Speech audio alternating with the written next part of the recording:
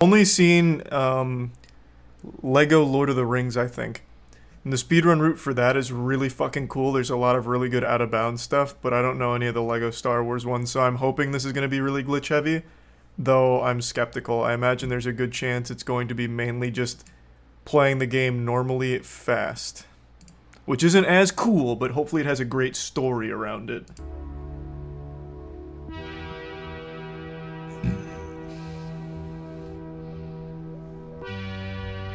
This game has insane glitches. Oh, thank God. Alright, cool. Oh, thank you for the 10 gift subs again, Lucy. Goddamn.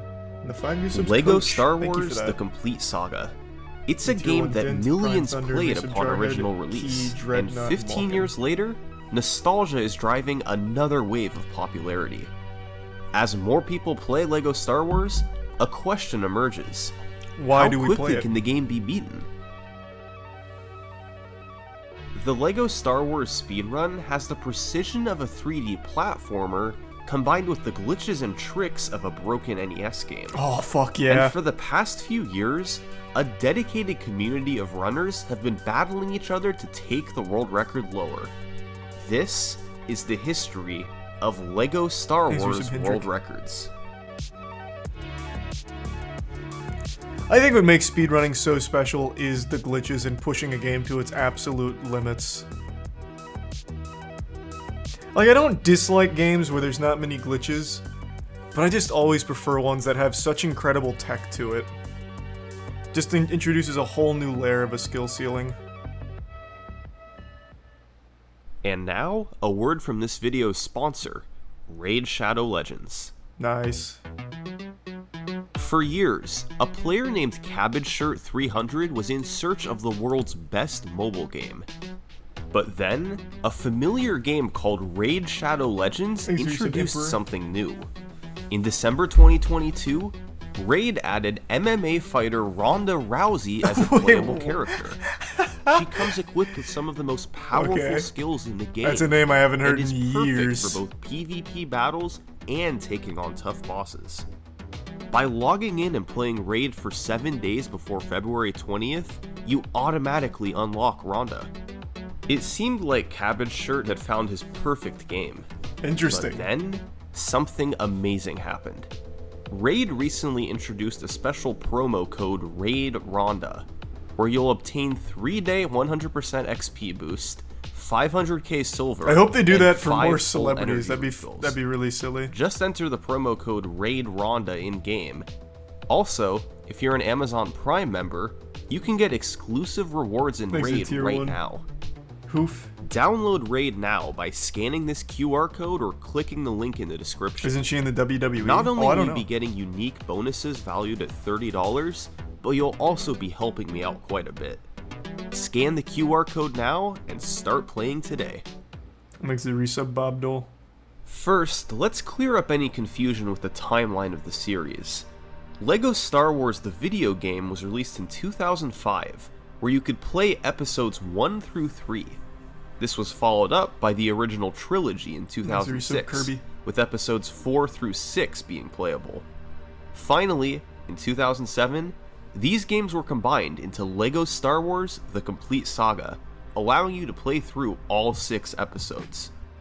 While the 3 versions are all speedran today, the most popular one by far is The Complete Saga, the topic of this video. Now, the earliest full game speedruns of The Complete Saga date back to 2013, but it's a bit of a hazy timeline. See, back then there was no concrete rule set.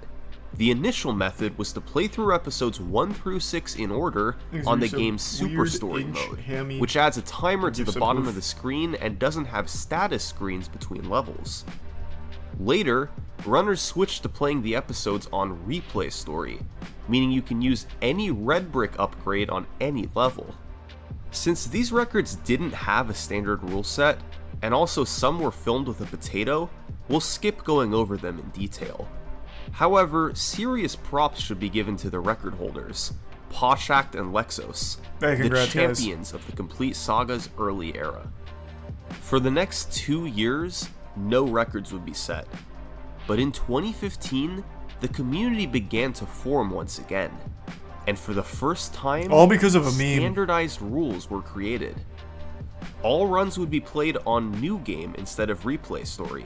Exit Prime Savior. All red bricks, which are unlockables that give you a special ability, were banned. And you could only play with one player. Calling in player 2 at any point was disallowed.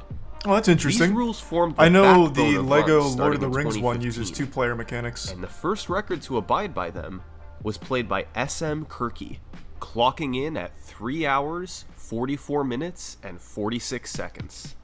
Thanks for use of overs. Now, this might seem long for a speedrun, but LEGO Star Wars is a long game. It has 36 levels, most of which take several minutes to get through. On top of that, there are also nearly an hour of unskippable cutscenes between the levels. So, how did Yikes. speedrun tikal speed the game What the up? fuck? Ew. Well, his general strategy can be seen in Negotiations, the first level in Episode 1. He 30 killed seconds- enemies 30 and built objects. Jesus. 36 isn't that much. My guy, do you know what a level is? Put it in perspective. Halo, the Halo campaigns, the longest one has 13 levels. I think, right? Isn't it 13? I think it is. And it's Halo 2. No. How many does Halo 2 have? 12. Halo 2 has 12. No. Fuck. God damn it, now I'm so spotty on it. Regardless, it's like in the 10 to 15 ballpark. Like, that's standard. I feel like 11. No. It's more than 11. I know that. I just can't remember exactly how many. Point is, most AAA games have less than 36 levels, like significantly less. Thanks, resub Flick. And the resub Hot Thought. 36 is a lot. That's a big chunk. Needed to progress, but beyond that, he was running through everything as fast as he could. Oftentimes, there was no need to actually kill enemies. It's could just 15, I'm on the perform tasks MCC right and now. ignore Okay, 15 them, then. And if you die, you quickly respawn and can keep SFN. going. In level 2 of episode 1, speedrun tikal showed off quick platforming, jumping through the stage while avoiding slowdowns. Another simple strategy used was on bosses. On fights like Darth Maul and Jango Fett, speedrun tikal used the Jedi Slash over and over, the most effective way to drain the health of bosses. So thus far, it seems that speedrun tikal was still following all the rules of the game. Those levels He are was much just longer doing than the 7 minimum minutes. possible and optimizing everything. I for guess, yeah, speed. but it doesn't matter. I'm just saying But by no, pure quantity, There's 36 more is a lot of speedrun levels. tikal did we've yet to discuss. Because like I said earlier, LEGO Star Wars is a broken video game.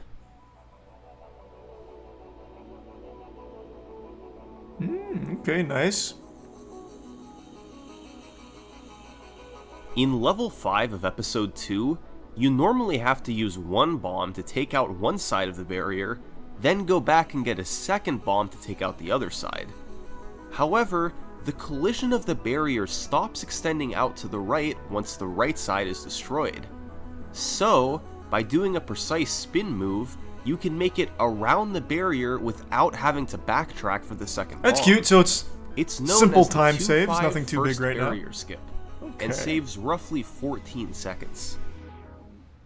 In level 2 of episode 4, you normally have to build and push a block to progress through the stage. But if you instead veer off to the left and double jump off of a slope in the wall, you can make it to a platform and skip right through it. Once again, this saves roughly 14 seconds. And in episode 5, one of the biggest skips in speedrun tikal's run takes place. To end level 2, you have to get on top of the Millennium Falcon, and the intended method to do this involves unlocking a door to release animals and jumping off of their backs. Instead, speedrun tikal precisely spaced a double jump to barely reach the top early. that seems saving pretty easy to 40 find. seconds. Nice. In all, there were more than a dozen I still really want to push a game to its limits that no one else has done. I'm still heartbroken that for Amok Runner, my skip didn't work because the fucking game's programming didn't actually load in the final cutscene. Like, I found a way to skip from the beginning of Amok Runner to the very last second of the game, right off rip, but the game is so shit, it didn't load in the final cutscene, so the trigger doesn't work. I'm still devastated. And no one else besides me gives a shit about that game, so there's no one trying to figure out how to make it work. So it's just gonna be dead. My skip will never be fully realized. But I fucking love finding little skips and shit in speedruns. It's so rewarding. Thanks to Tier 1, Snake Spear, and the resub Bad Encounter, Josh, Estiva, and the Prime Legend, and Chosen. And tricks like this across the run, adding up to minutes of time save. There's honestly too many of them to go over in depth here, but many of them followed the same pattern. Doing a precise jump somewhere you're not supposed to in order to skip doing something else that would take longer. We'll see more of these tricks later. But as a whole, speedrun run was on another level compared to the runs from 2013. Hey, congrats, Y2K. Fewer mistakes, more tricks, and a cleaner speedrun overall. It was a great starting point, and it stood as the record for almost a year. But in mid-2016, along came a player known as TSG. And what TSG did that guy to the sounds world like a record gamer. was this.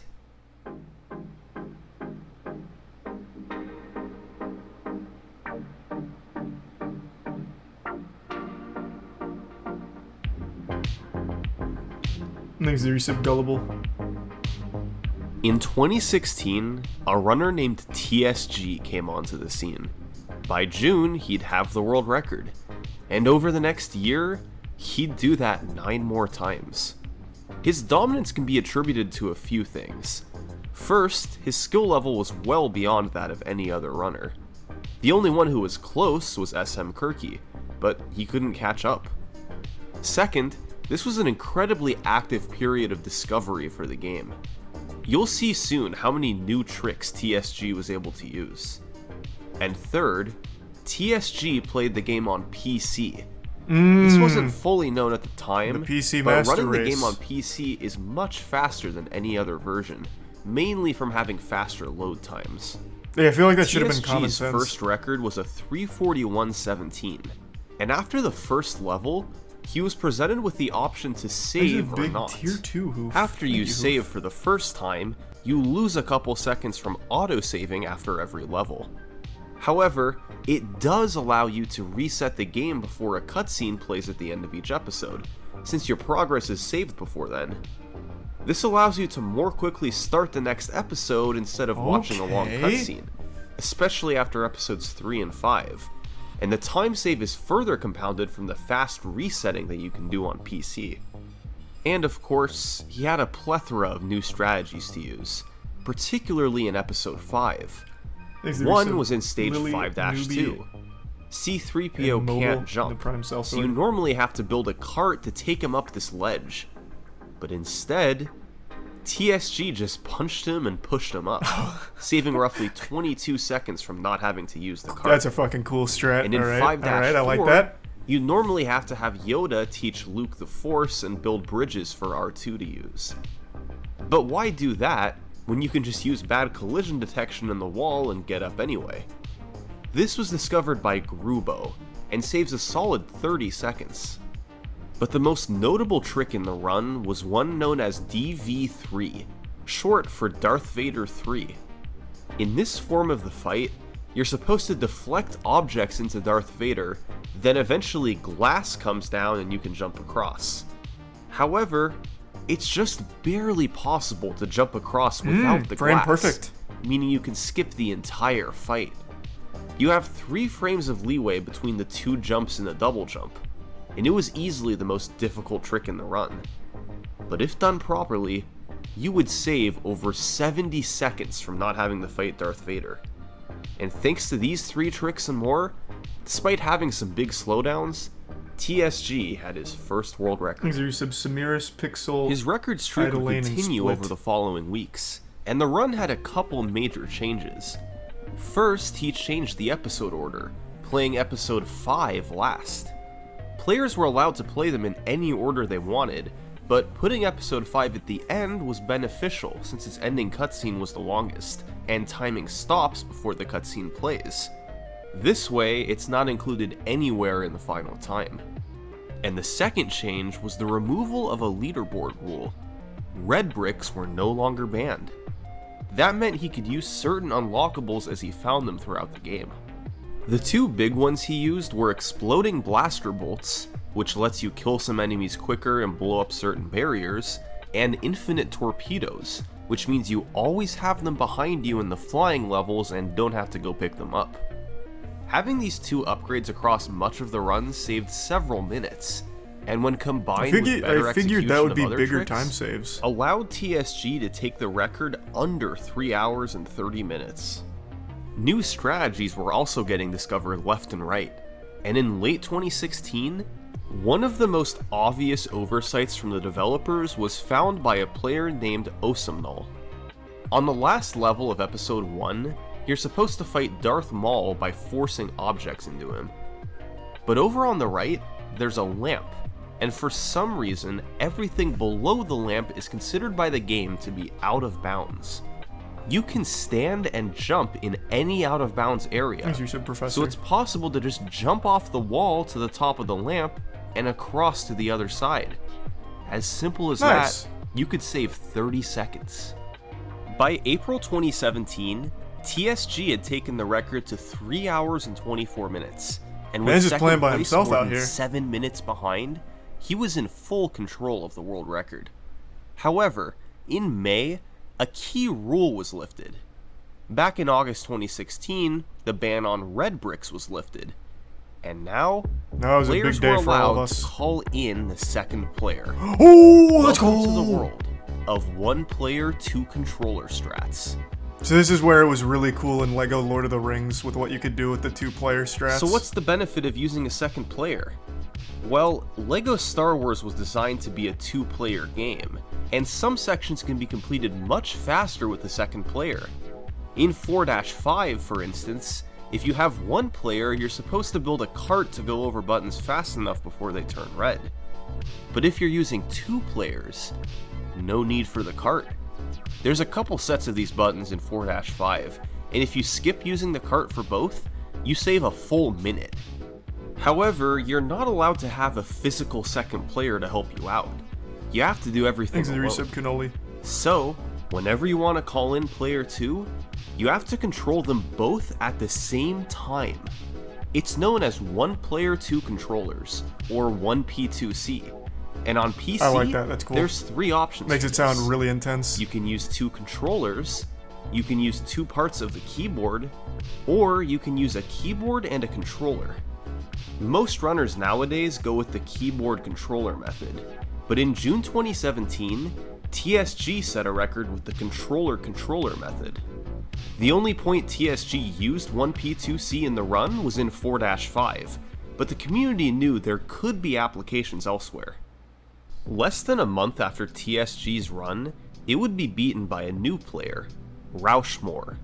He had been a a new contender face. for a Welcome, while, but welcome. rapidly improved his personal best in mid-2017 to take the top spot. He too used 1P2C in stage 4-5, and thanks to a couple new strategies in episode 6, pulled ahead for a new world record by 90 seconds. However, TSG was up to the task, and just a week later he took the record back. By the end of the year, TSG's time was down to 3 hours, 19 minutes, and 30 seconds. How many players can you The have? Just two. 319 run had a two-player notable game. new trick in the first phase of the Here, Darth. to show you what I keep referencing this, so I might as well show you what I mean. In LEGO Lord of the Rings, it has an actual pretty cool speedrun I was considering doing that uses this same method. I don't remember what the world record time is though. Oh, it's Hobbit. Sorry, LEGO the Hobbit, not LEGO Lord of the Rings. So what you can do with the two-player method here is you can blast yourself out of bounds. Where is it? Somewhere over here. Where is it? Oh, here it is. Here it is. Back in the Shire.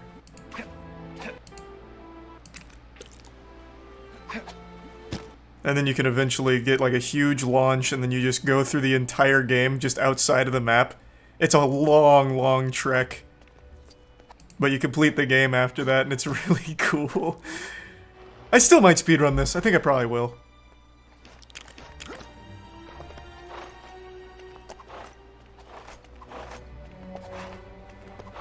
It's a short one. It's only 10 minutes. Like, I might as well at least get on the leaderboard.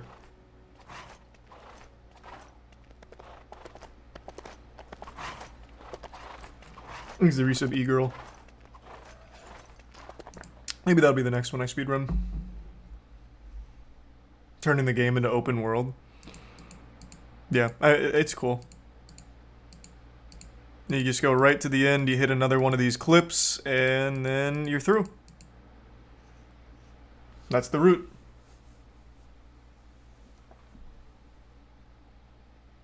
Why do you like this and not Elden Rings?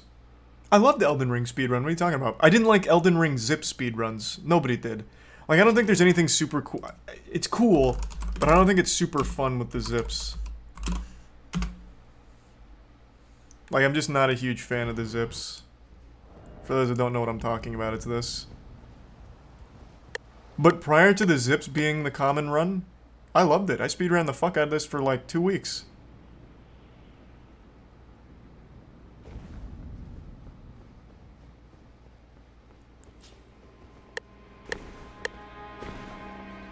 Motherfucker using a metronome? Well, you have to. It's extremely precise, so you gotta use the metronome.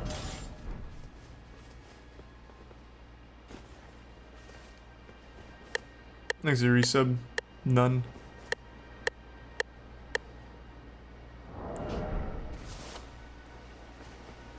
Isn't zips only allowed in one category? Yeah, I think so. Yeah, it's the unrestricted category. It's right there. Vader fight. After dealing 2 hearts of damage, Darth Vader... How does that work?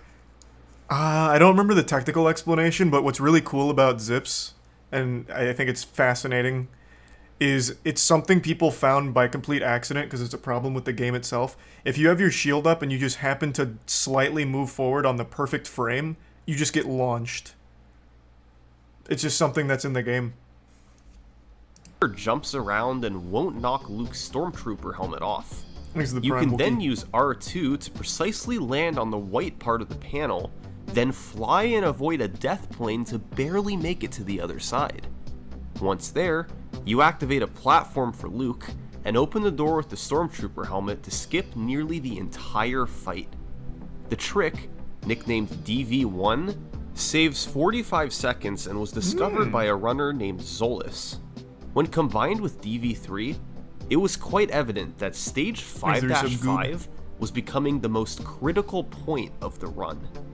Speaking of Zolis, he would set the game's next record, a 3:16:12. He implemented 1P2C across the run more. Okay, this is on my brain, so I want to vocalize it. This is just getting all the neurons firing, and I can't let go of my AMOC runner thing. I think what might be fun, I'm not sure I'll pull the trigger on it, but I at least want to put the idea out there. I think what would be really a fun thing to do, since we haven't done a bounty in a while, is just choose a dog shit game like that, and then put a bounty on it, like whoever has the fastest speedrun time in this game after a month gets 10 grand. And hopefully that would incentivize people to run it and find incredible routes and maybe end up with a really fun speed game, and just keep changing the target for that every every month. I think that might be a fun idea. Don't know if I'll fully commit to that, but I at least want to put the idea out there as something that I think could be an interesting idea. Just keep trying to find great speed games, cool tech, and just making a fun event out of it. More small time saves, like deflecting shots so that R4 could safely activate the panel in 2-2, and others were more substantial. Yeah, Jervalen did In the Halo 2 lasso 4-5, bounty. You could now was use unbelievably hype. Chewbacca to activate the elevator and ride it immediately, instead of having to use Han Solo and wait for its second cycle. A time save of about 12 seconds. But interestingly, Zolis played the game I'm gonna on write that fucking Wii. idea down before I forget it.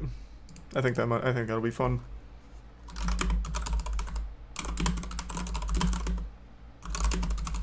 Okay. We know from before that this is slower than the PC version, but there's another consideration to be made.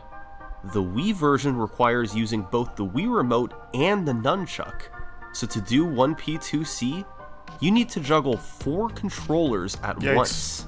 Sounds awful. Still, Zolas was able to pull it off, with a world record by over 3 minutes.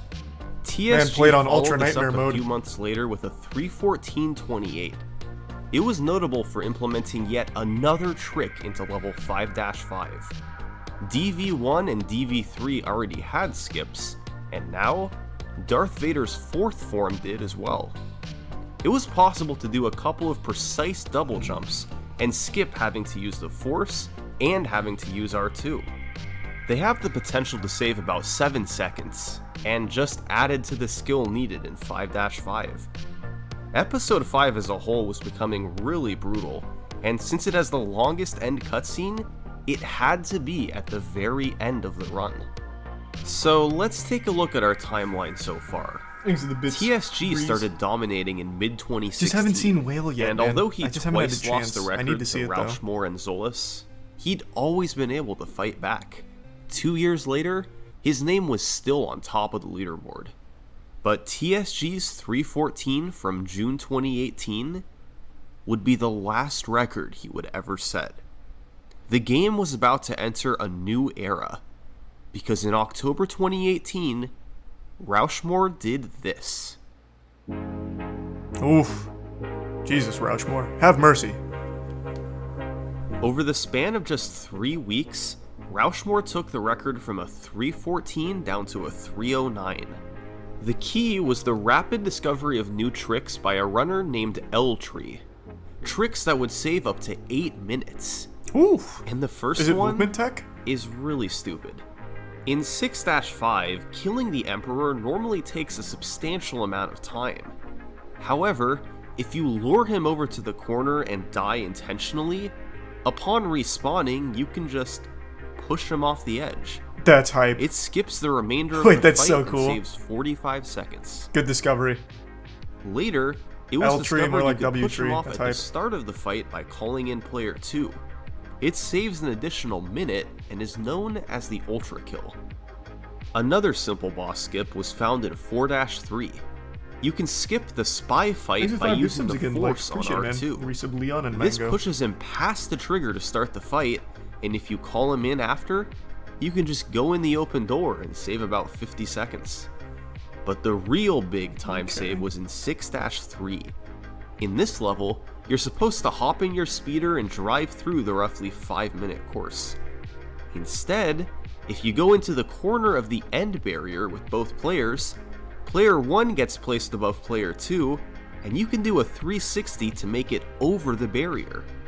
This activates the end of the course, and you can skip the entire thing to save several minutes. That's so good.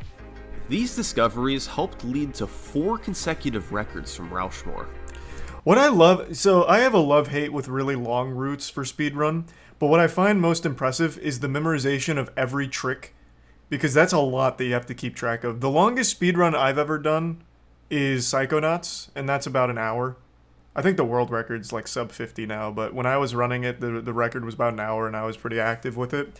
And trying to keep track of the tricks, when to use them, how to do them, where to do them, and being super precise and even frame perfect at times is unreal. Especially after like 20, 30 minutes worth of already going through a run. The stakes are just so goddamn high.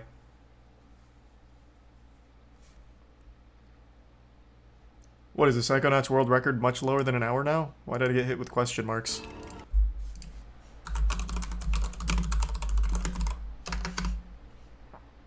Oh my, wait, what? 30 minutes. Holy shit. Well. Okay. That'll do it. Thanks to Tier 1 Cappy and the resub MCR and the Prime Callum. What new stuff did they discover? Glad to see it's still active. It's a great speedrun. If you guys haven't seen the Psychonauts speedrun, highly recommend it. It has some really cool glitches, and there's really great movement tech as well. Unless you'd rather just drop and give me 20 right now! I'll just watch that on my own later and catch up with it. Maybe I'll His start fourth running that and again. final time, a 3:09 from October 2018, would be the final record set in the year. Always been 30, you just misremembered? interest- No. This was set in 2020. I stopped running it when I switched to Twitch, which would have been 2018, late 2017. I haven't run this game since coming to Twitch. And I definitely recall it was like probably 40 something minutes, because I used to be in the Discord for a while. My personal best was like 57.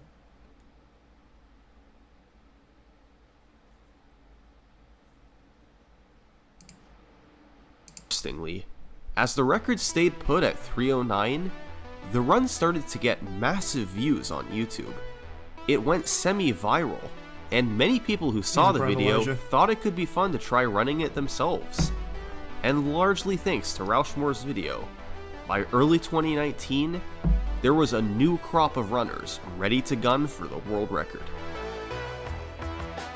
Oh, good spread. In 5th place, there was Senor with a 3:11:37. In 4th place, there was Super with a 3:10:45. In 3rd place, there was Osamnol with a 3:10:06. And in 2nd place, there was Shred with a 3:09:54.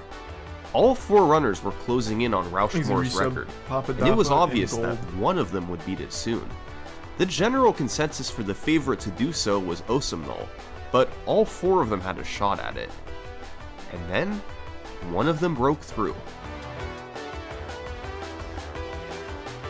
On February 11th, 2019, Senor jumped straight from 5th to 1st place to capture his first world record. He lowered his personal best by nearly 2.5 minutes in the process. Senor had gotten into the game after seeing Rauschmore's video, and although he lowered his time quickly, he was comfortably behind the other record contenders. But the key to Senor getting this record was 1P2C. He used it all over the run. He used it for multitasking, he used it to get one player in position while the other player built, he used it to push characters further ahead. These were small time saves on their own, but they added up when used across a 3-hour run. This was also the first run to use the incredibly difficult disco skip in 6-2. After building the speaker, you then try and position Luke so he's exactly 50% inside of the speaker once it's finished being built. The game doesn't know what to do when you're inside a built object, so if you're next to a wall, it will sometimes push you huge through clip. it, meaning you can go out of bounds and skip building the disco party to save 40 seconds. This is a really precise trick, since you have to be positioned just right to clip out of bounds, but if you miss it, you can just break the speaker and build it to try again. With all the competition from top runners, people didn't expect Senor's record to last long. But it would only last for 3 days. On Valentine's Day 2019, Shred took the record with a 3:06:27. Shred had been running the game for over a year, but only became a serious record contender early in 2019. And his record was an improvement by nearly 3 minutes, which was especially impressive given that it was played on a Wii. It didn't do much new over Senor's record, but was better executed. It had a first try ultra kill and a cleaner episode 6 overall. Senor fired back just 3 days later with another 2-minute record improvement. Thanks to Prime Yuka. The world record was now down to a 3:04. Sub 3 looking possible. Had some significant slowdowns. Senor lost nearly a minute on disco skip, and over 30 seconds in 5-5 from missing the DV skips. So clean up those tricks, save a bit elsewhere, and add in a couple new strategies. Illiterate? And suddenly, sub 3 didn't seem out of the question. In March 2019, Senor in two chat, runners started to pull ahead from the rest of the pack. Senor and Super. Both of these guys had only gotten into the game in the last few months, but they lowered their times side by side and got good quickly. They raced each other frequently, and although Senor was slightly ahead on the leaderboard, Super was never far behind. As March progressed, These two made it clear. They both wanted to make a push for the world's first sub-3. It was barely in the realm of possibility. No, it seems like With an the two of inevitability, them really. pushing each other, a sub-3 hour run started to feel more real than ever.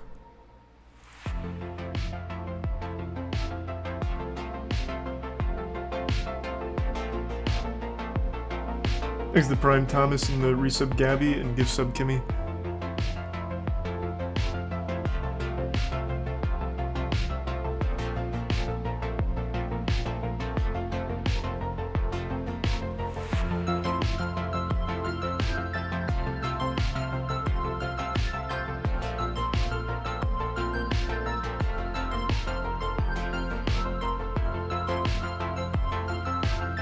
Thanks to the gift sub again, illiterate.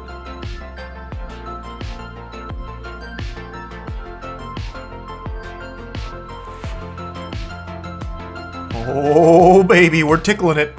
We're teasing her.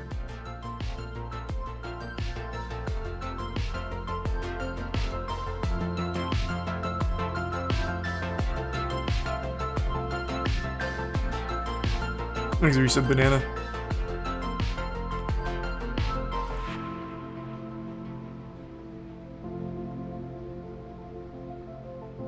Oh boy, he's blowing it. Oh, jeepers. Oh no. Oh no. He's fucking choking.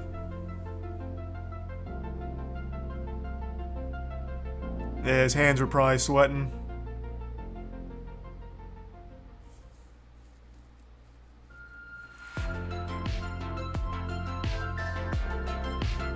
Here's a prime Esper. Oh, but Senor's got that ice. Uh-oh.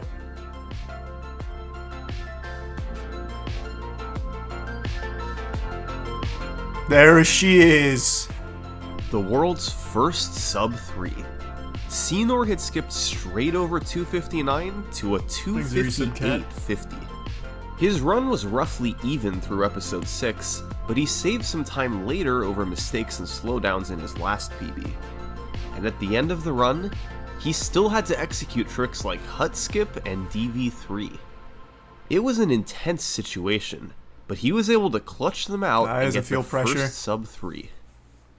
Interestingly, about half an hour before the end of Senor's run, We Super started a run of his own. 25 gift subs, Eldon. And this run would finish at 259.04, the world's second sub-3. Oof. Had We Super started his run just a few hours earlier, he Super would have won the race to sub-3.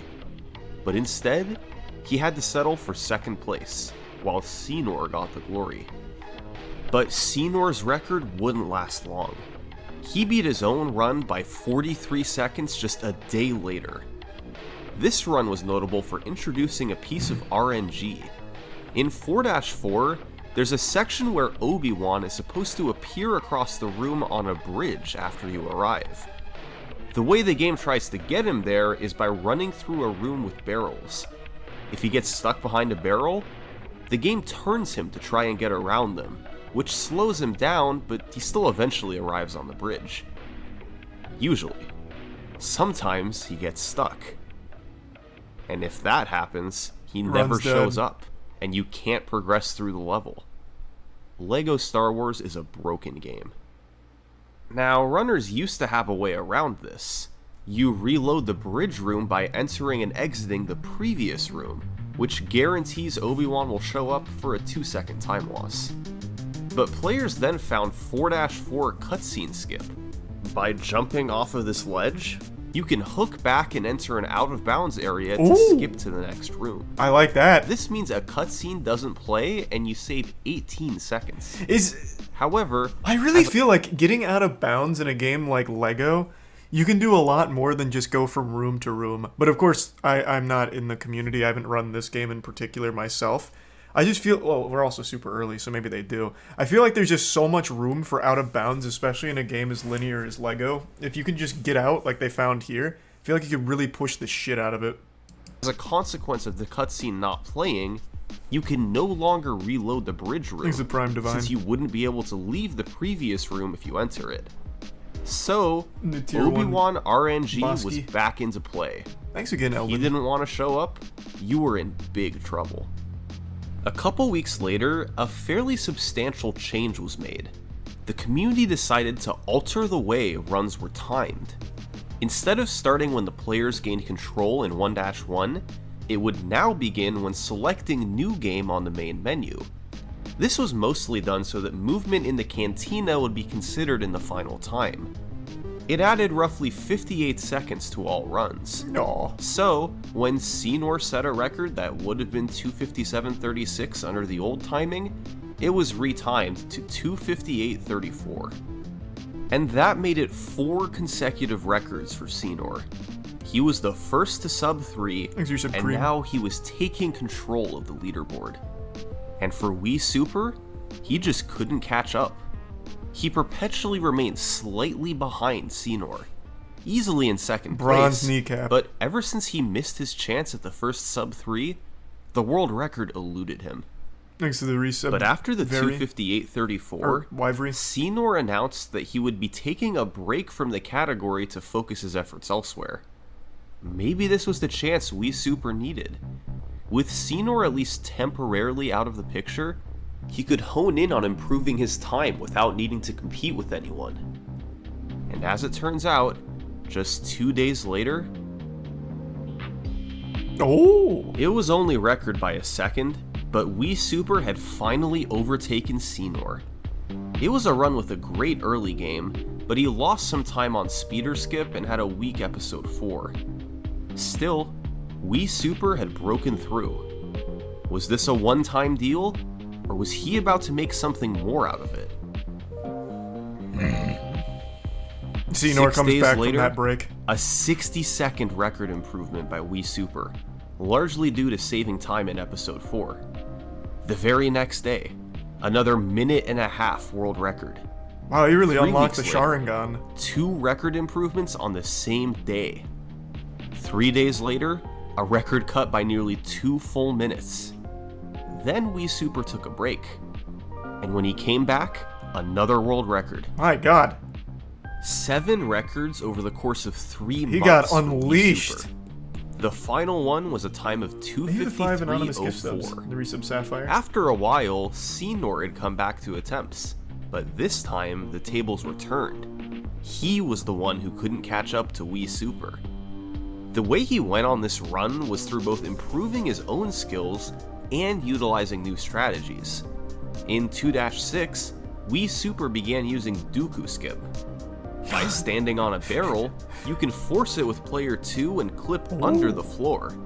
By then dropping out with the inbounds player, you can lead them forward past the trigger for the Dooku fight and enter the next room. The trick was found by Thanks, Reset Senor Noisy. and saves up to 30 seconds. Wii Super also began using the Vehicle Smart Bomb Red Brick.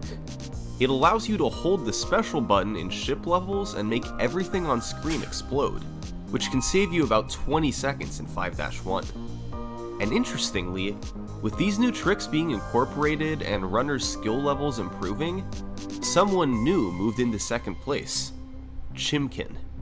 He had been in third place for months, even being a part of the initial sub 3 grind, but he always remained behind Wii Super and Senor.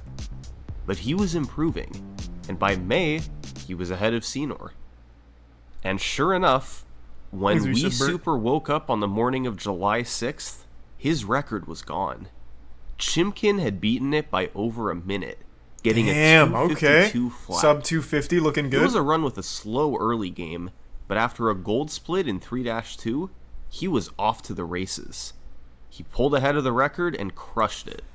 So, Wii Super had to get back to work. And it took him 13 hours to get the record back. Oh, nice. Over the coming weeks and months, Wii Super and Chimkin would trade the record back and forth. Wii Super was the first to take it under 250, with a 249.55 on July 17th. Chimkin would get the next record, and by the end of the year, it was down to 245.39. How did these two take the record down by 7 minutes? Well, there was a new red brick, Fast Force, which does what it sounds like. It lets you force objects faster. To obtain it quicker, Chimkin found a method of going out of bounds, then doing a death warp to get back on track. Oh, now it's getting It's really unlocked intense in with the 4-2. glitches. Nice. So players started playing episode 4 earlier in the run so they could use Fast Force in episodes 6, 3, and 5. And of course, The glitches there are were getting a more plethora intricate of and new precise. strategies discovered in the second half of 2019. Some were small and saved a few seconds, while others saved closer to half a minute. But the big one was in 5-6.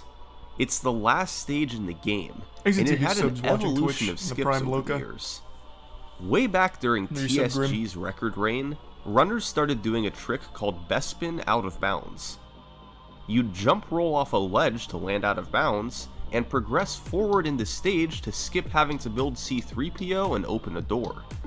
That's It saved huge. 45 seconds, but was immensely difficult. Players used this trick for years, but in December 2019, Senor found something better.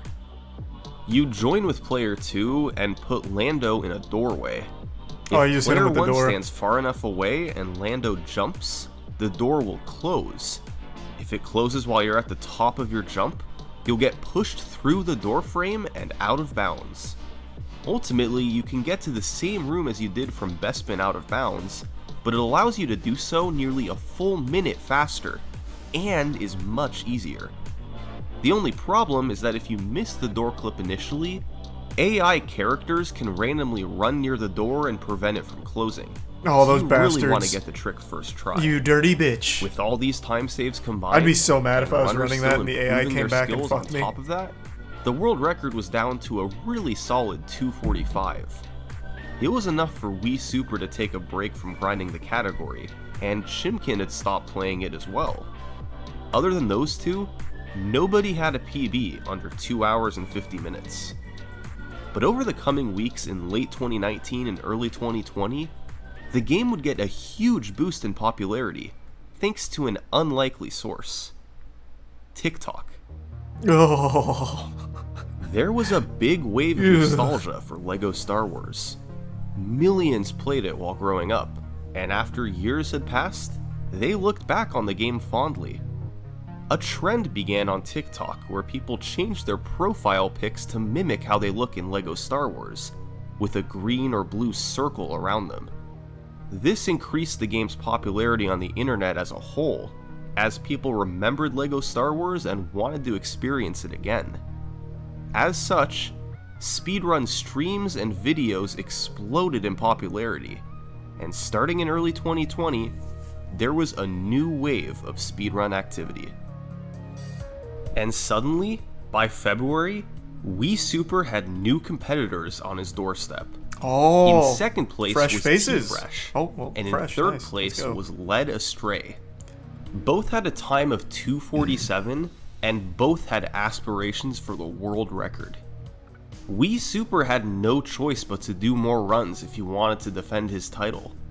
So he did.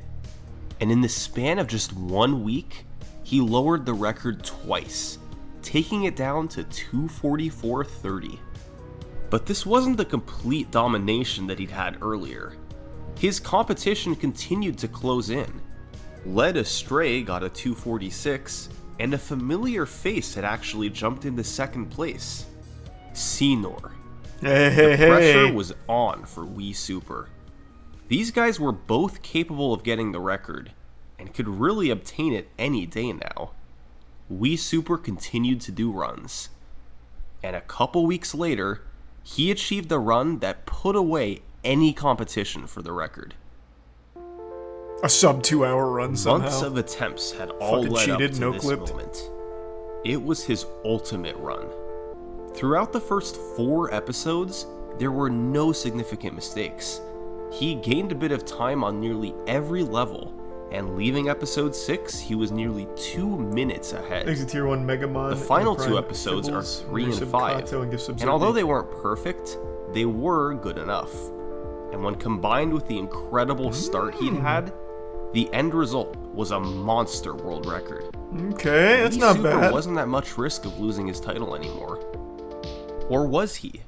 Senor wasn't deterred from the task at hand. Wii Super was now 3 minutes probably ahead, found an even better but skip or Senor something knew somewhere. he could close the gap. On March 27th, he took his PB down to Thanks for your 244, and on the 31st, he shaved bits another moisty. half minute off. Despite the optimization of Wii Super's record, Senor was actually able to close in. These two guys were ahead of the pack. Just like the initial sub 3 grind, Wii Super and Senor were locked in a battle. Thanks to the game's boost in popularity around this time, the community decided to have a LEGO Star Wars speedrun tournament. That's Wii cute. Super, Senor, and most of the game's other top runners all participated. It was a double elimination tournament, and there were some great times put up by several different runners. But when all was said and done, after the brackets were completed, who else would meet in the finals but Wii Super and Senor? These Yeah, that two sounds would about get right. the benefit of a big new Man, strategy. I certainly hope this didn't all happen in the same day. Each of these runs is like 2 hours, 40 minutes at best, like your best run. And fuck, how many rounds? Like this is like a 10-hour tournament at least. Hopefully this was spread out over the course of a weekend. But Wii Super and Senor. These two would get the benefit of a big new strategy discovered a few weeks ago in 6-1, Spiderless. By using a forcible object, you could clip into the wall, Thanks to the bits. which was faster than the old method of Fade. using the spider. Hey, welcome. You can then come back in bounds to touch a grate, which acts as a trigger for the game to send you straight to the boss fight and skip the cutscene. It was months? Oh, okay. This trick saved a full Jesus. 60 seconds, a huge advantage for any runner who could pull it off. Up to this point, Senor had lost one match while Wii Super was undefeated. So to win the whole thing, Senor needed to win twice, while Wii Super needed just one win. And Senor handily won the first game. Wii Super accidentally soft-locked in 5-1, Oh, you losing fool! several minutes and allowing Senor to cruise to an easy victory. That meant there would be a winner-take-all match the next day to determine the tournament champion. This was going to be a tough task for Senor. Think of all he had going against him. His personal best was nearly a minute behind Wii Super. He had lost to him earlier in the tournament, and he had gotten a pretty lucky victory yesterday thanks to a fluke softlock. He was going to need to play out of his mind if he wanted to win this thing. And so, on April 19th, 2020, in the final match of the tournament, Thanks, with Brian his 3J. opponent heavily favored to win,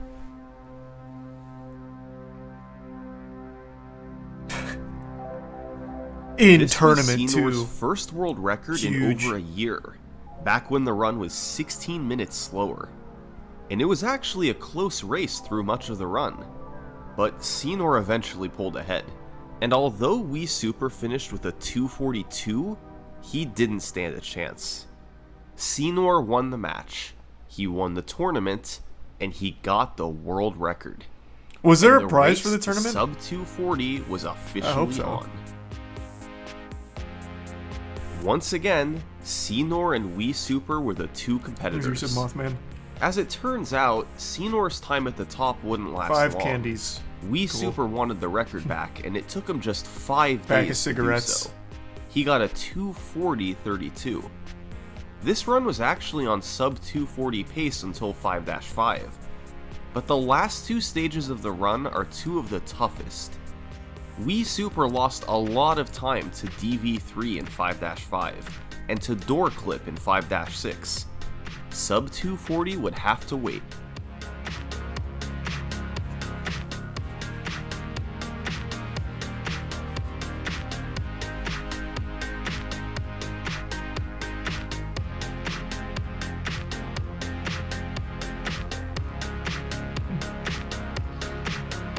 Imagine not doing DV3 second try. Ugh. Couldn't be me.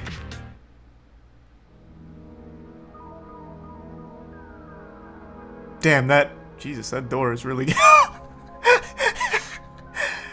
I feel like I could see Wii Super's anger with killing the Wii Super NPCs lost there. 45 seconds to Door Clip, and missed sub 240 by just 4 seconds. That's so sad. It's a great example of how tough the end of the run is.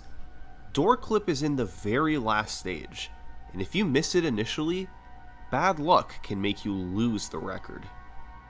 Over the following few weeks, competition caught up. A couple runners named Pickle Toe and Ginger Legend got times in the 241 range, more new increasing faces. the pressure on Wii Super. And on July 14th, Senor had a run on sub 240 pace into 5-6. But once again, Door Clip killed it. He ended up 1 second behind the world record. Wii Super had waited too long. Other players had caught up, and it was a dead heat for the first sub 240. But on July 22nd, Wii Super had a run with a fantastic first few episodes. He then lost his helmet in 4-5, but a great episode 6 put him back in the lead. He had a rough 5-5, but with time to save in 5-6, sub 240 was still possible. He got door clip quickly and left just enough room to get a sub 240. Nice. 239.49. Wii Super had won the race. We're coming. This was Wii Super's 22nd world record. Typical. He'd faced competition from some of the best in the world, but time and time again, he had proven he could come out on top. With his sub 240 goal accomplished, Wii Super finally felt he could take a break. And the runners in second through fourth place, not in this game, Senor, Pickle Toe, and Ginger Legend, had lost motivation after being beaten to the first sub 240. So, they all stopped running the category as well. Oh, what? For the first time in many months, there was little activity at the top of the leaderboard. That meant there was technically an opportunity for someone outside of the top 4 to swoop in and make a move. Let's take a look at who was in 5th place. This is E-Roadhouse. He had been running the game for about 3 months, and managed to quickly enter the game's top 5. However, during the sub 240 grind, he was comfortably behind the big 4 runners. He wasn't considered to have a serious shot at the world record. But with all 4 of them stepping aside, this was his chance. In early August, he stepped into 4th place and lowered his PB down to 241.12. And on August 10th, he got on a run where he pulled about 15 seconds ahead of the record by the end of episode 4. There was still a long way to go, but he kept nailing tough tricks. Spiderless in 6-1, speeder skip in 6-3. A shot at the world record was starting to seem more and more like a reality. He was competing against an incredible episode 3 in the world record, so he bled some time there, but going into the last 2 levels of the run, 5-5 and 5-6, he was only half a minute behind. Time to enter the Trick Gauntlet. DV1, first try. Yeah, it's free. DV3, he faltered a bit, but got it 5th try. DV4 jumps, both first try. And finally, door clip, 2nd try.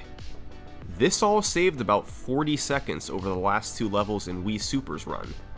And it was enough for E-Roadhouse to get a 239.43.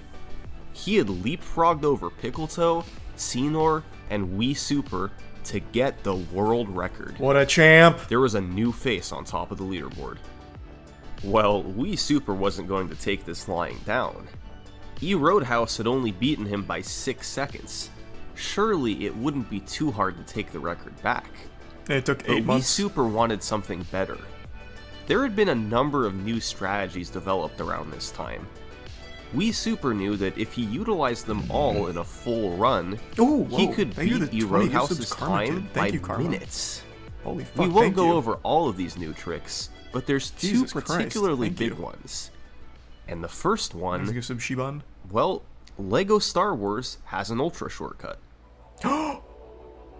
Let's go! Level 1-4 is the pod Now we're race. fucking cooking. You have to drive around the course 3 times to beat the stage. For years, there was no way to really speed this up.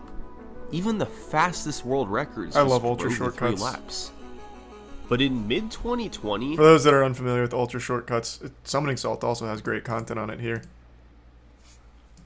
Most known in like Mario Kart Wii. It's so cool. Ultra Shortcuts are so fucking cool. Highly recommend checking any of these out if you're interested in really cool skips.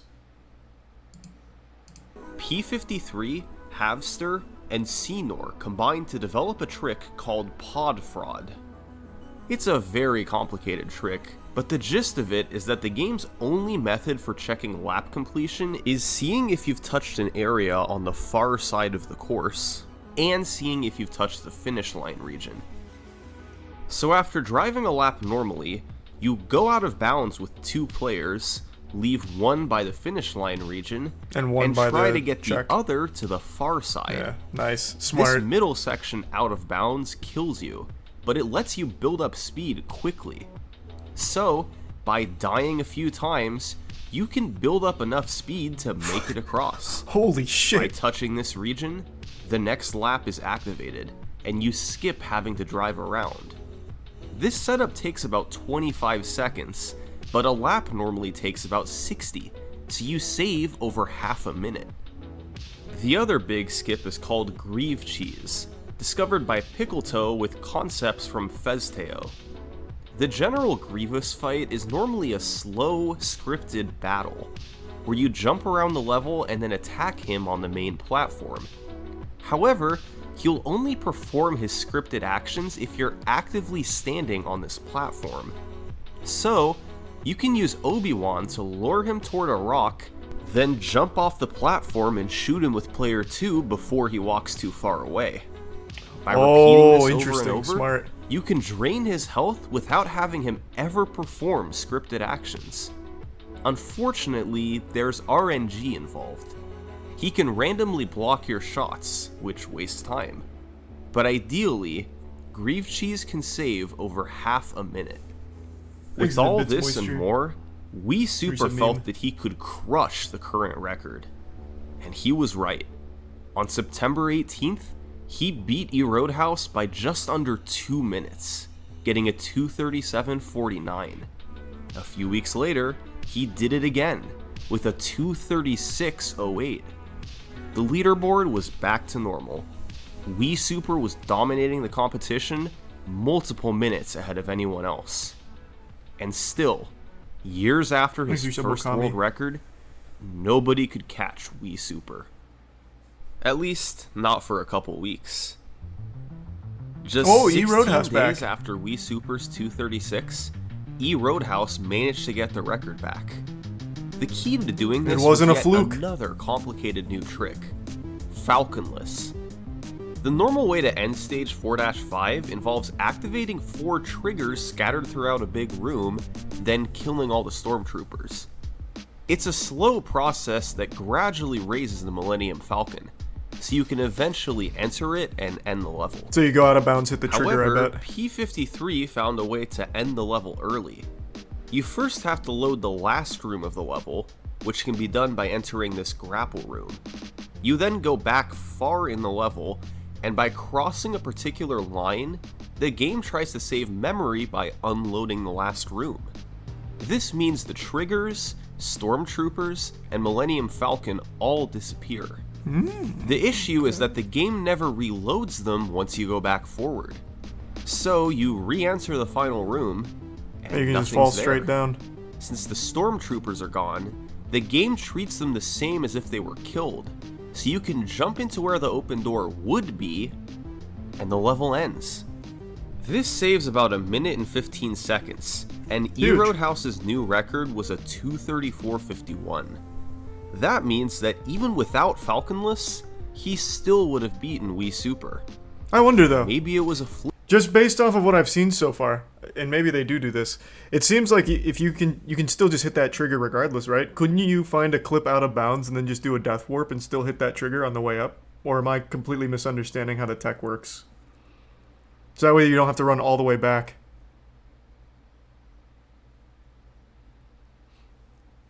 Thanks to the gift sub Oyster and the resub full toe. No, because it checks enemies. Oh, good point. Good point. Fluke. Whenever someone took the record from Wii Super, he was always quick to respond. But a month later, eRoadhouse set another record, 234.32. This was uncharted territory. When was he going to respond? Well, a couple weeks later, eRoadhouse got on a run that was 25 seconds ahead after episode 2. This was the best pace anyone had ever been on that early. He lost a bit of time from missing a clip in 4-2, but managed to improve to 30 seconds ahead leaving episode 4. With one of the greatest ever first halves of a run, he just needed to avoid disaster in the back half to get his third consecutive record. But instead of avoiding a disaster, something else happened. He discovered a eRoadhouse went on crazy to glitch. play the best episode 6 ever performed. Oh, nice. He was now a minute and 45 seconds ahead of the record. No disaster As you instead can of Christmas imagine, miracle. the pressure he felt at this point was enormous, and he faltered a bit toward the start of episode 3, losing about 7 seconds in 3-2. But he followed this up with his best ever 3-5, and leaving episode 3, he was more than a minute and a half ahead of the record. It was by far the best chance he had ever had. He had a shot to not just lower the record, but demolish it. And put his Still name had in the to get history through books. episode 5, the hardest Up there with episode George in Washington. the run, with the toughest tricks Founding all Fathers. right at the end. But he didn't need a perfect episode 5. He just needed one that was good enough. He had a 90-second cushion. It sounds like he As doesn't get long it. as he didn't completely choke, he'd have another record. Fuck, he completely But choked. with all the pressure mounting, and being on an unthinkable pace, eRoadhouse didn't have an amazing episode 5. Fuck! He had the best episode 5 Oh. ever performed. Okay, had me in the first half. This was by far the greatest record Jesus the game Christ. had ever seen. eRoadhouse had skipped Oh my 233 god, that's a 5 minutes and over skipped second place. 232. He was more than 4 minutes ahead of second place. There was nothing more he could do. There was nothing anyone could do. eRoadhouse was the game's new top runner, and it was hard to imagine this record being beaten anytime soon. Yeah, you just have to find new glitches. That's the So- only way. He took a break. Since nobody So else what had happens in a person- situation like that when you hit that ceiling, like where you completely blast a root's ass wide open and you master it, you have a perfect run, the only way you catch up is if you find new tech. You have to look for new glitches. That's the only way you can make up for the difference in skill. That's the only shot you have. personal best below 236, there were no challengers for the record. However, that didn't stop players from continuing to run the game. But the nature of the competition changed. It was now a battle for second place, rather than the world record. About a month after the 231, a new runner moved into second, Oh, Ginger Legend Ginger back. Legend. A few days later, he'd be beaten by Senor, getting a 235 and then a 234. Oh, well, hold on a second. They're starting to tickle. It's important to note that there were very few new strategies being utilized. The vast majority of their time save came from getting better at the game. Fewer mistakes, better movement, that sort of improvement. By February, a runner named Zach achieved a 235, and by March, there was a trio of runners with a 234. Senor in second place, Ginger Legend in third place, and Zach in fourth place. For the first okay. time since he set his mammoth world record, eRoadhouse was feeling a bit of pressure. They were still minutes away Well, from yeah, his it's record, not that close, but though. their times were dropping. He can still relax. So, he decided to end his break and go back to record attempts. But he struggled to get good runs going, especially compared to his incredible Oh god, he fell 231. off. On March 6th, Senor would once again lower his second place time, 233.05. He was now within 90 seconds of the world record. eRoadhouse continued his attempts, Thanks, but Resub failed Doobie, to get 31 anything Marbear, good. and Prime Small. And then, on March 9th, Zach got on a run that was even with the world record through episode 2, then actually gained half a minute over the record in episode 4. Okay, Zach. Once again, this was mostly due to better gameplay rather than new strategies. He ended up losing time to the incredible episodes 6 and 5 in E. Roadhouse's record, but still finished with Tragic. a 2:32.23. Zach was just 35 seconds off the world record. Senor had a 2:33, Zach had a 2:32, and E. Roadhouse had a 2:31. All three of them were doing attempts, and all three of them had potential to get the world record. E. Roadhouse's time had run out. He was now in direct competition with two strong runners. There At least was he had no some question the world bit of record a was respite. coming down. The question now was, which of these three was going to do it first? Well, on March 22nd, E. Roadhouse broke through. It was only a 5-second record improvement, but it showed that he still had what it took. This run had another fantastic early game, but he lost about 45 seconds in episode 6 from repeatedly missing Disco Skip. Episodes 3 and 5 were up and down, but since his gameplay overall had improved, it was enough to eke out a small record. But his work wasn't done yet. A couple weeks later, E. Roadhouse got a 2:31.35. Another small record improvement, but he was making progress while Zach and Senor weren't improving their times. Still, all three runners continued to grind over the following weeks. The end goal had shifted. Thanks, Arisa. It was officially a grind for the game's first sub-2:30. A half-hour barrier hadn't been broken. What date are we in at right 2 now? Are we still in years. 2020 or no? This is In 2021. mid-May, right? Senor lowered his time down by over half a minute. All three runners were now within 60 seconds of each other. Who would get sub-2:30 first? Would it be the veteran, the newcomer, or the current world record holder? Well, on Thanks, May Risa. 14th, Garcia. E. Roadhouse got on a run with another incredible first couple of episodes. Once again, this was his best pace ever leaving Or episode May 2. 14th, 2021. He right faltered a bit in levels 4-2 and 4-3, so his pace cooled off slightly exiting episode 4. But after episode 6, he was still a minute ahead of the record. It was clear that this would be a golden opportunity for the sub-2:30. And then, in episode 3-1, something strange happened. E. Roadhouse was cycling through his splits to see what time saves he had left, and he accidentally paused his timer. He realized Rookie this mistake. a short while later and unpaused it, but this threw everything off.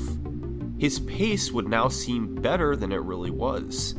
He didn't know how long it was paused, so if this run went all the way, he'd have to retime it to see what he really got. Well, E. Roadhouse made his way through episode 3, and it went beautifully. Episode 5 got off to a great start, and entering 5-5, he was a minute 21 ahead. But of course, his real pace was still a mystery. 5-5 was solid, and 5-6 was nearly perfect. And when he stopped his splits, they read 2:29.35. E. Roadhouse knew his run was slower than that, but the exact amount wasn't known. It all came down to how long the timer was paused. It was probably just over it had to 2:30. be retimed. And the exact length of the pause would determine if this was the world's first sub-2:30 or if the race would continue. Thanks, Arisa. Cheeseburger. And after the retime, they found that E. Roadhouse's timer was paused for 21.5 seconds. Oh, so just meaning under. his run was a 2:29.57. He still did it, By the baby! skin of his teeth, he had done it. His 6th world record in a row was his most important one yet. E. Roadhouse officially had the world's first sub-2:30. In the aftermath of this run, Zach and Senor continued doing PB attempts for a short while. Both players lowered their times, but neither could catch up to E. Roadhouse. Their motivation had just dried up. It seemed like another community break would be in order. But you're Thanks, the probably Prime Ruby. noticing a pattern by now. Whenever community motivation is at a low point, new tricks are always found to bring people back in. Goddamn And right. right on cue in May 2021, 2 massive tricks were discovered. One of them was a 30-second time save in 3-5 found by Los. But the one we're gonna go over was the one discovered in 5-5. This trick was notable for 2 main reasons. Thanks, Prime For one Waffles. thing, it was in the toughest stage of the run. 5-5 was already a completely broken level. You had DV1, DV3, and the DV4 jumps. The new trick, fittingly, was called DV2. Oh, I thought it was going to Every go even room higher of the somehow. Darth Vader fight now had a skip. And the other notable thing about this trick, it was the most difficult one in the entire game. That's right, the toughest trick of the run was now in a stage that was already considered to be the hardest. This is the insanity of DV2. I hope it saves like You 10 start minutes. by activating a moving platform outside the boss room, then positioning Luke on a panel beneath it, and placing R2 on the platform. Oh, you send it down and you clip When the out. platform moves down, you can collide into Luke as he's sliding Nice. off the panel. If done at the perfect moment, Luke will go through the wall under the floor of the next room, and you can just walk underneath the boss fight. Getting the clip into the wall is so precise that pause buffering is used to help line it up. And even so, every single step of this trick is hard. It's hard to get on the panel, it's hard to stay on the panel, it's hard to pause buffer at the right time, it's hard to line up Luke, it's hard to line up R2, it's hard to avoid going too low in the boss room, it's hard to avoid going too high in the boss room. Any of these portions not being I done like that. correctly results in I a love miss. those precise glitches. That But shit's if great. done properly, it would save an additional 50 seconds. Oh, I thought A it'd be a lot team more. of Lava Fang 407, Note KO, and EJP Man created DV2, and it made stage 5-5 a nightmare. Tough trick after tough trick, right at the end of the run. But with all the time save potential, people had to go for it, and it brought runners Zach and Senor back to doing runs. They each got times of 2:30, and then on June 1st, Senor set the world record. Hey, It had a Senor rough back on episode top, baby. 6, particularly a slow ultra kill in 6-5, but he got DV2 This is on his first second record in try. a while. A fantastic result for such a tough trick. He closed it out 20 seconds ahead of E Roadhouse, Senor's first world record in over a year, back when the run was 12 minutes slower. So now, of the top 3 competitors, only one had yet to get the world record, Zach. He'd been in the top 3 no. for the past 5 months, even gonna be moving his into villain second arc. place on several occasions, but he had never been able to take the top spot. It was frustrating. He knew he was good enough, he'd been on pace before, and he also had a bit of time on his hands coming up.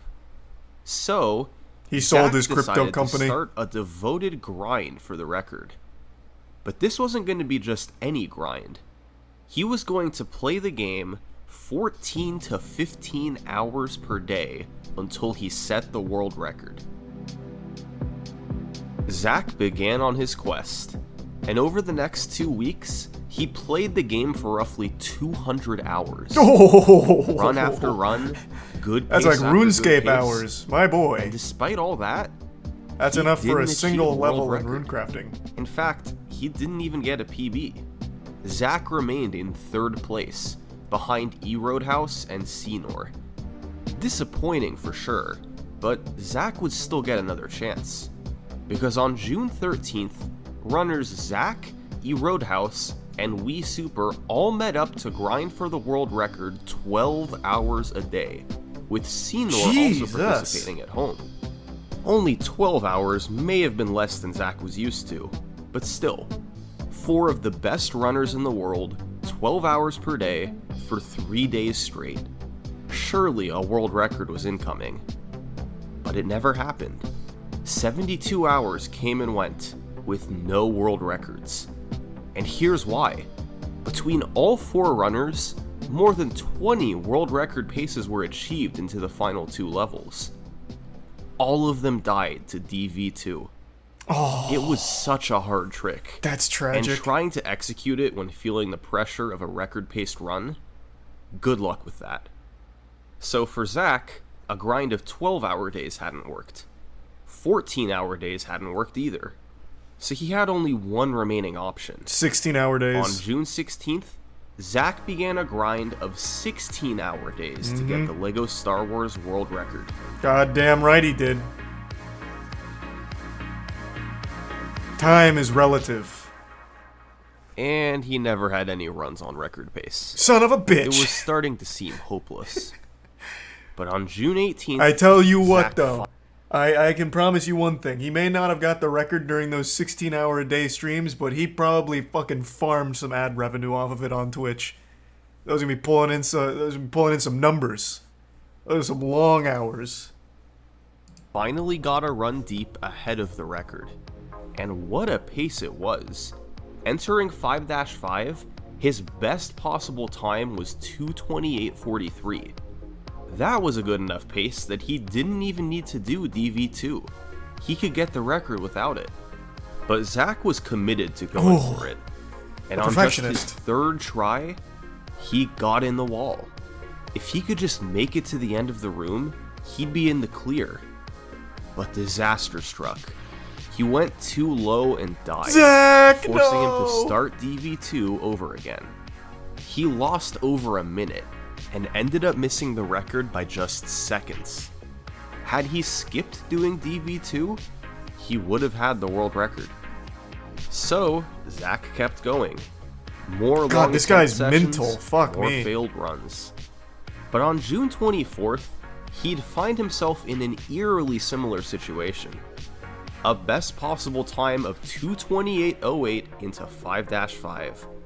Once again, he could skip DV2 and still get the record. No, don't do it. Don't be a bitch. But once again, he was committed to going for it. My man. It was a decision that cost him the record last time. But this time, he hit it first try. Oh. He was in a golden position now. He closed out 5-5, got door clip, and when Zach entered the Millennium Falcon to end 5-6, he had just set a new world record. Let's go. By over a minute. After months of grinding, What a crazy and grind hundreds of from hours Zach. of world Holy record shit. attempts, Zach's efforts were vindicated. This record didn't stop others from trying. Senor, Wii Super, and Roadhouse all continued doing record attempts after the in-person meetup. But eventually, their attempts stopped, in large part because 5-5 was such a demoralizing stage. So, throughout the rest of 2021, Zach's time remained at the top of the leaderboard. He went from not being able to set the record to holding the top spot for 6 months straight. Wow. In early 2022, That was a good time to Zach hit the record. decided to come back to the game. It had taken him hundreds of attempts and many months of grinding to set his world record. And on top of that, he hadn't seriously ran the category in half a year. So, expectations weren't too high when he started up runs again. But instead of being the underdog like he was in 2021, Codebreaker page in the this prime. was the Zach of Scooty. 2022. Ooh. Last year, it was a big deal when Jesus. Zach finally managed a world record. This year, he was unstoppable. Roadhouse, Senor, Zach Prime Wii out Super, here. None of these guys could catch up. By June, he had taken his time down to 2:27:19. Zach was using even more 1P2C than in previous runs. 4-4 was now being done almost completely with 2 controllers. But once again, most of the time saved from these records was Zach playing better. Yeah, it just gotta be Tricks were being getting done the tricks faster, right on the first and or second execution try. overall was improving. Improving to the point that nobody could catch him. He was more than a minute ahead of second place. But then, after his 2:27:19, the world record stayed stagnant for over 2 months. This was despite the fact that he lost 30 seconds for missing Dooku skip in 2-6, and lost significant time in 5-1 as well. The community's goal was to achieve a 226. It seemed doable, but Zach was unable to, and nobody else was particularly close. We're just glossing over Bricko here? This man came out of nowhere. We're not gonna mention Bricko, 3rd place. Damn, and we still have like 20 minutes here. Jesus. Close. The community was as active as ever, but with no records being set, a big opportunity was going to waste. So, in an attempt to get the game a new world record, the community decided to organize one more big event. It was going to be another 4-day break the record session. But instead of the game's top 4 runners competing, this time they expanded it to the top 10. 10 runners, 4 days, and a goal time of 226. Nice. Even with this many runners, nobody knew for sure if a new record would be set. But one thing that wasn't in doubt was that there would be a lot of movement on the leaderboards. Zach and Roadhouse were in 1st and 2nd place, and they were the favorites to lower the record. Just behind them were Bacon Soda and Bricko, still with decent odds to get the record. And beyond them was a mix of prior record holders and newer contenders. Thanks, Resub Salazar. Their personal bests ranged from Zach's 227 down to a 233. But all of them knew that they had a serious chance to move up on the leaderboard. Let the world record attempts begin.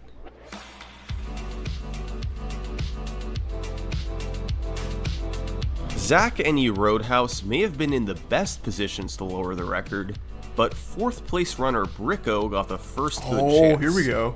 Just hours into day 1, he had a run with a best possible time of 2:25:46 into episode 3. There was still a ways to go, but it was easily on world record pace. Unfortunately, a poor episode 3 cost him the record. Son of a bitch. But he still got a 2:27:47. This was good enough for 2nd place. It was a big motivator for the rest of the group, especially for the recently demoted to 3rd place Roadhouse. And toward the end of day 1, both he and Zach found themselves on record pace in the 5-5. But DV2 would strike again. Roadhouse finished with a 2:28:25. Oh yeah, he got mad there. And Zach got that a DV2 will get you. 2:27:45. Zach's time was faster than every runner on the leaderboard, except for his own record. Day 1 had come and gone, and despite movement from some top runners, no new records were set. Day 2 featured a couple PBs from runners in the top 10. Super got a 25-second PB cut, and Senor moved from 5th to 4th place. But for most of the day, none of the top runners got anything on world record pace. Then, late in the night, after most runners were done for the day, Zach had a run with 2:27:11 potential into 5-5. But of not course, 226, don't he care. still had to get DV2. That's pussy stuff. We don't he deal with that. actually did it first try. This was the best chance of the event. He had one tough trick to go: door clip. And unfortunately, he couldn't get it. That's unlucky. He lost over 20 seconds and finished with a 2:27:38. The best time of the event so far, but still no world record. Ooh, Jesus, thank you for the 20 gift subs, Celindas. Thank you for that. Celindus. Day 3 featured several more promising runs from Zach. Appreciate the He fat achieved drop. numerous 2:27s, but none were low enough to beat the record. There was a bit of movement from lower ranked runners, as It's Jared moved from 10th to 8th place. But as day 3 was coming to a close, the record remained at Zach's 2:27:19. Time was starting to run out. The game's top runners had gotten close, but nobody had been able to break through. But then, toward the end of day 3, those runners would get a bit of extra motivation. With all this attention on LEGO Star Wars speedruns, George Lucas came into the equation himself. A new strategy was found in the Grievous fight. Oh. Before, Grieve Cheese could be used to get a quick kill, but it was inconsistent as he would randomly block your shots. But by switching your resolution to 800 by 600 instead of 1920 by 1080, the quick kill becomes much more consistent. On average, you save 10 to 15 seconds. Oh, This nice. wasn't Wait, an I got 4 enormous shots in time there. save, but it was enough to give these runners a pretty big boost. Yet still, Day 3 came to a conclusion, and no world records were set. I bet they 24 find a more hours to consistent go. way for DV2 Through is the my first guess. 3 days, neither Zach nor E. Or Roadhouse maybe had not. set a PB, but Zach certainly had the better chances of the two. He set numerous 227s, and with the new time save on Grief Thanks for your Cheese, sub, Ketro. he was in position to get a record if he could just get there again. But on the evening of Day 4, it was E. Roadhouse who found himself ahead of the record after episode 6.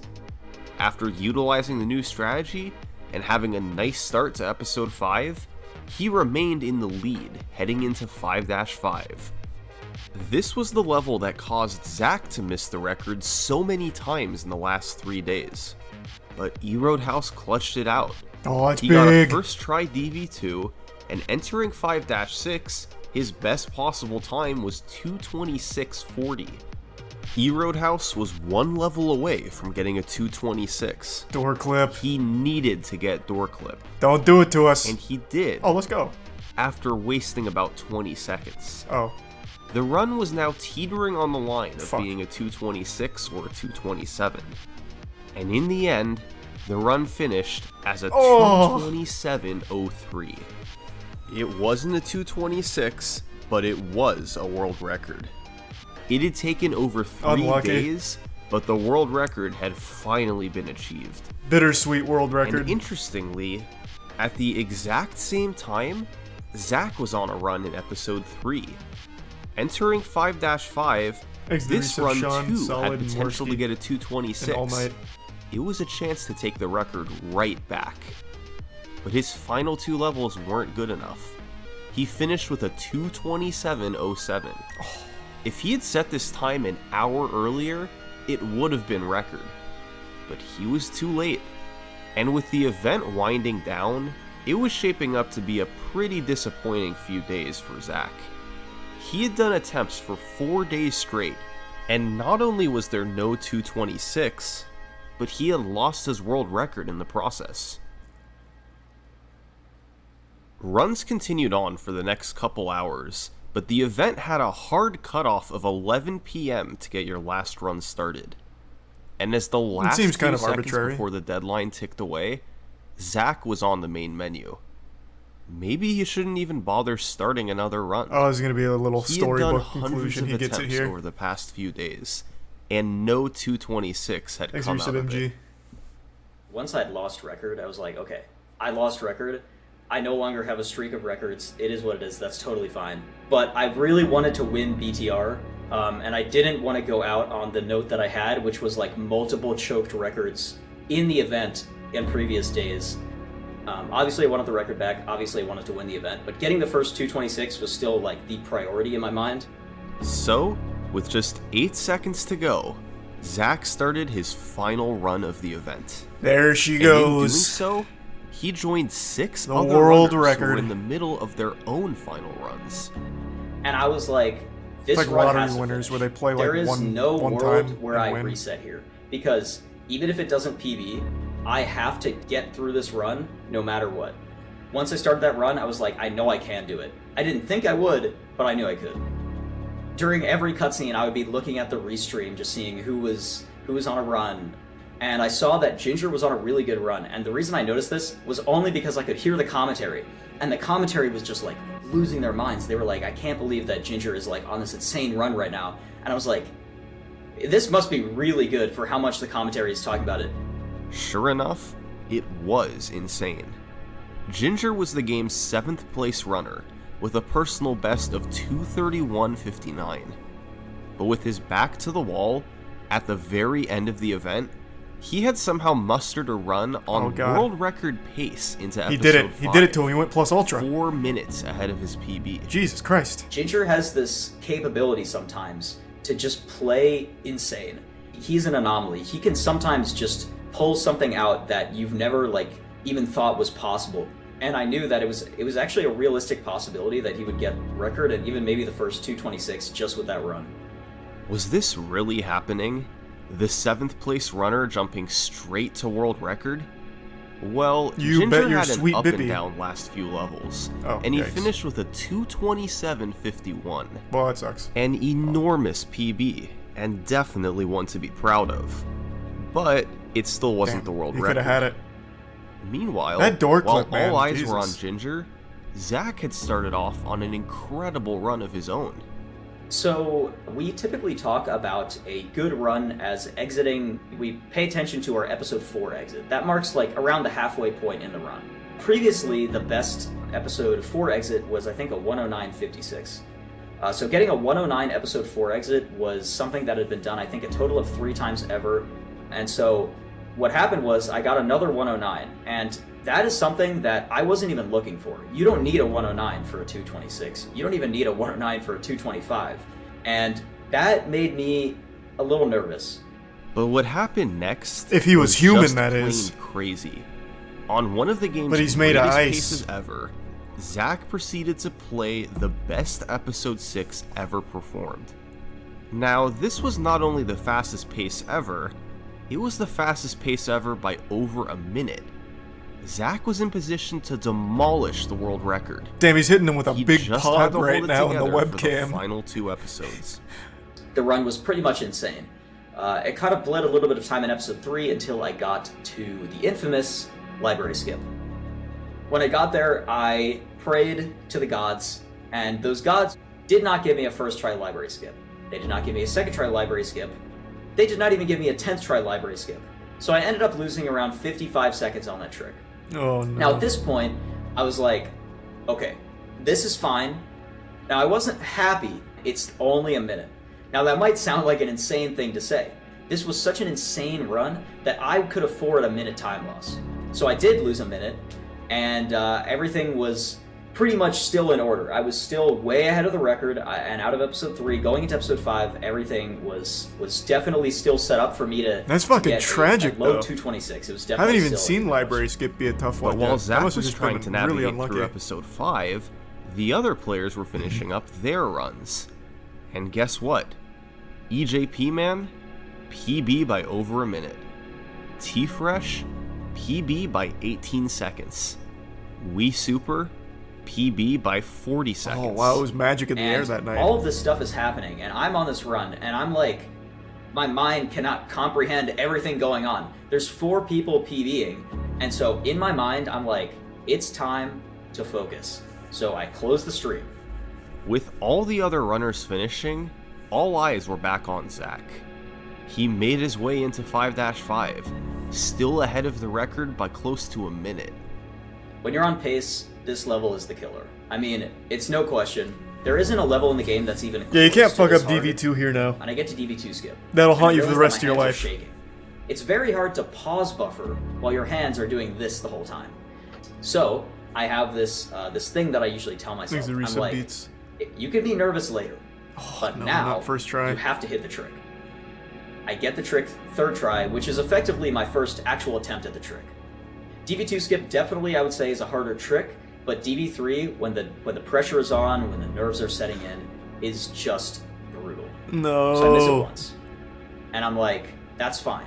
But when I miss it twice, that's when I start to get a Panic. little concerned. Yeah, panic I is think I setting missed in. it 6 times before Oh. I finally got it. And at that point, I was like, uh-oh, this is going to be close. The best spin opening cutscene is over a minute long. And I think that's going to be so You sad. get almost 2 minutes. So you to can't sit miss door there clip, not even and once. be ready, to prepare. The whole time, I was not preparing. I was sitting there, shaking, being nervous out of my mind. My heart was beating super fast. I could not stop thinking about what was Thanks going to for happen. I Brian kept Bounty telling and the myself, you recent can do Ted this, you can do this, you and can do Vigil. this. And I don't think it was helping. The toughest trick in 5-6 is door clip. It was a trick that killed many runs over the years. But this run was perhaps more important than any before. Zach made his way through 5-6, and miraculously, he got door clip right away. There you go. This Alright, was so it. now it's in the books. He had some leeway, and as he entered the last room of the run, he was in position to get a There massive she is. record. So I enter the end platform. The world and I record. look at my timer, and I'm like, I can probably do And a this. 226. So I get there, and I'm killing the stormtroopers, and it's going a lot worse than it usually does. I should have absolutely been cementing like a low 226 5x here, and I was actually starting to lose a lot more time than I thought. What? How? And I took a very bad death. Oh, I he got killed? No stormtroopers that just died, which is just a flat 2 seconds. And I was like, okay, now I'm cutting it really close. So I kill the last guy, I look at it, and I literally just say, please, please, please, my God, please. I didn't know what to do. He gets it with a besides just 226.59. I hit the door. I looked at the timer. 226.59.7. Wow. I was at first in disbelief for about half a second, and then I lost my mind. I could not believe it. I was just so proud of myself to finally get the 226. The amount of emotions running through me were just... That's huge. I couldn't believe it. That's so big. The 226 was incredible, the culmination of Zach's and others' efforts since the start of the year. But it wasn't the end of the road for LEGO Star Wars speedruns. There was still room for improvement as a lot of time was bled in episodes 3 and 5. So, even in the few months after the event, there's been a lot of record improvements. Just a few days after the event ended, Zach August. lowered the record by another 21 seconds, largely from cleaning up the final 2 episodes. He'd then lower the record down to the world's first Jesus. 225, thanks in part to a new strategy in 5-4 by EJP Man. Meanwhile, both E Roadhouse and Ginger Legend were getting close. E Roadhouse had a couple runs that barely missed record due to a missed skip, and Ginger Legend had taken his PB down to a mid-226. Of those 3 runners, Zach would have the most success in the following few weeks, ultimately lowering the record to the first 224. He's a prime wick. But that's not who holds the record today.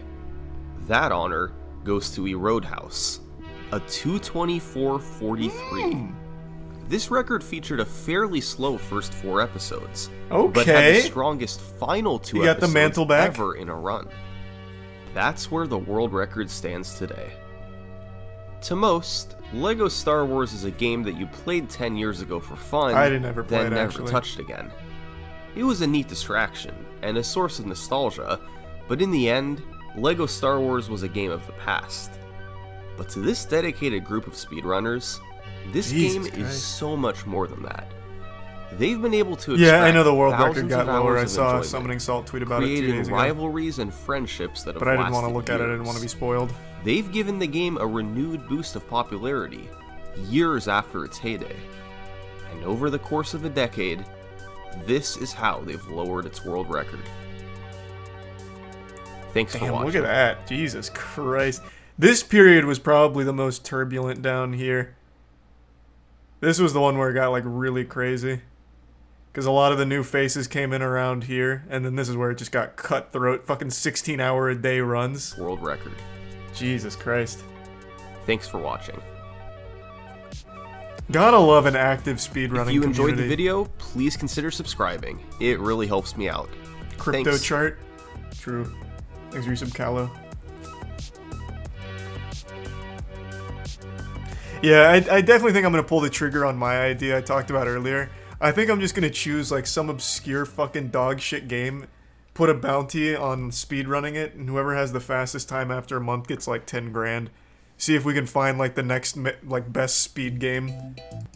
I think that's gonna be a lot of fun. Summoning Salt fucking crushed this, man. Every time I watch a Summoning Salt video, I immediately get back into speedrunning. So I think I'll probably speedrun Lego The Hobbit. Is this on Steam? I hope so.